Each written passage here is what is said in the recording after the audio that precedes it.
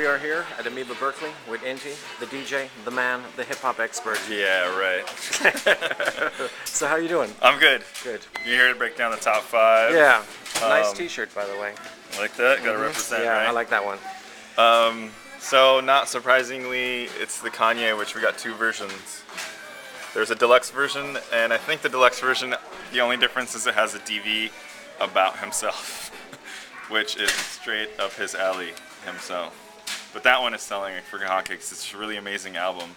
I really hope he puts out an instrumental because I don't really want to listen to him all that much. No offense, Kanye. Maybe. But people are loving it, right? Yeah, it's production-wise, it's really amazing. Yeah, I don't really get behind his MCing all that much. I just kind of don't. I don't know. We could get into that another time. But the album is amazing. I am gonna say it is an amazing album. Yeah. And then after that, we got the CeeLo Green, which is still doing really good. I think this is one of those crossovers that everybody's picking up too.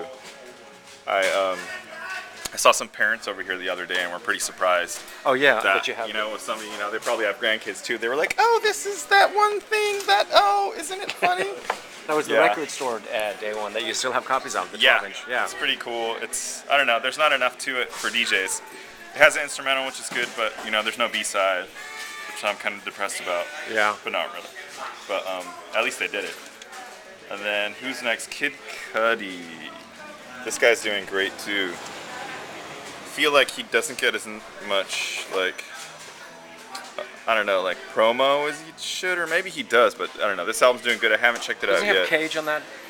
He's probably got a bunch of people. Mary J. Blige is on here. St. Vincent. There's all these people doing stuff with rock guys lately. Yeah. Like one of the things I was really surprised about on the Kanye album, I can't even read it yet, but it's got I can't remember this guy's name, but he's like an acoustic rock, pretty songster kind of guy.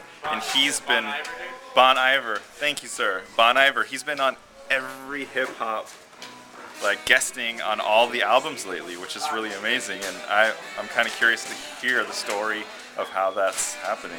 But it does seem like kind of the barrier between rock and hip hop is totally broken down the walls. Well, so much of the new hip hop stuff too is like club bangers and it sounds like dance music.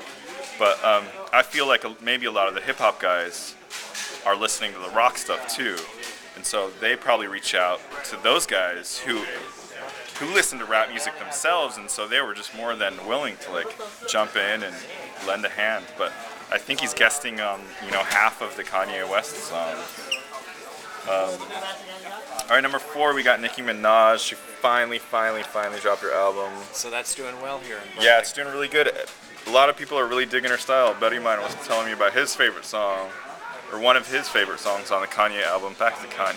With her on there, and how she blows everybody away. Like she does, yeah. Like her rapping is better than all of them because maybe they're fat and lazy, but she's still hungry and young, and so she really comes hard and does it right. And then rounding the end of the top 5, where are we? The new Eli album. If you would have came 2 weeks ago, this would have been number 1. It's selling really good.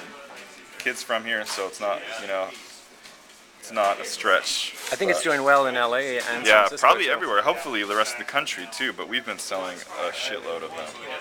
And we don't have the CD up here, but tied with that is the new Damu, Supply and Demand, which is one of my favorite lately producers. It's all just great hip hop beats. Crunchy analog sounds, right? Yeah, great MPC work. The guy really does it good. He's been doing it for a long time, and you can really tell. It's back to kind of like the old school East Coast boom bappy stuff. And one last question here: the J Live. What are these 2 J Lives? This is a re-release of an old J Live album. It's got a second cover. I think there was multiple covers of this, so they just re-released it, and it's one of the classics. He's great. Yeah, he's totally great. And so here we go. He DJs and MCs. Yeah. And scratches and cuts. And production too. Yeah. So he's got it all. Oh, here's something people should check out. Chico Man. It's put out by the Wax Poetics people, if nobody's aware of them.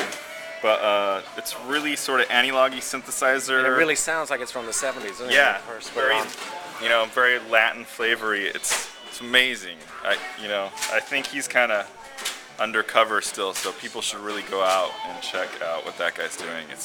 He does live shows all over the place too. I think he's from the East Coast, New York, so you're probably able to see him there a lot more than out here. But yeah, I missed him last he was here. Okay, well, Inti, thank you so much. You're welcome. All right, Amoeba Berkeley.